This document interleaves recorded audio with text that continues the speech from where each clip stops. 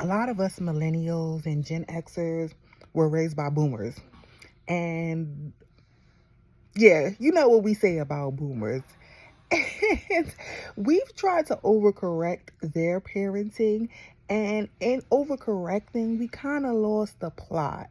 We don't do and say some of the things our parents did and said for the better for the most part, but we need to bring back some of them old school sayings and some of them old school raisins because these kids, this Gen Alpha, this Gen Z, a lot of them is out of control, and it's definitely our fault.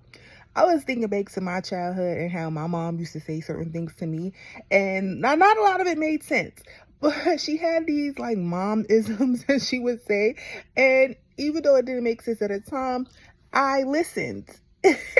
And now that I'm an adult and now I'm parenting, none of it's coming back, and I'm like, dang, she was right. So drop down and tell me, what are the sayings that your parents said to you when you were growing up? I'll go first. So my mom used to always say, children are to be seen and not heard, or speak when spoken to. Now, I kind of deviate from that because I need my kids to tell me everything that's going on. I need to know. Somebody might need to get checked. I need to know what's going on. So yeah, my children definitely have a voice. But she used to always say things like that. And I don't have McDonald's money. And I'm like, what? Like, what does this mean? You know, I recently had a situation with a child that wasn't my own. And when I was telling the parent my concerns, the parent said to me, like, oh, maybe they were trying to be helpful. And that didn't sit well with my spirit. And I immediately was like, no, that's not it. That's not it. That's not what that was.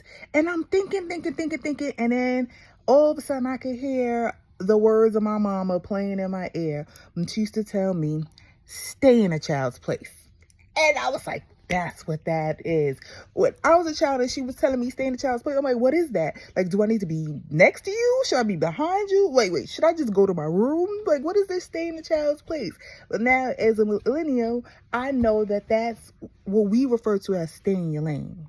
Stay in your lane. There's a lane, you stay in it, you don't get out of it. And I'm like, for the better of everybody else, you stay in the child's place. So now as a parent, and I indeed have McDonald's money, I am reminded that everything my mom said wasn't necessarily wrong, and that I need to, whip a couple of them out with my kids, because if they don't stay in the child's place, I too will knock them into next week.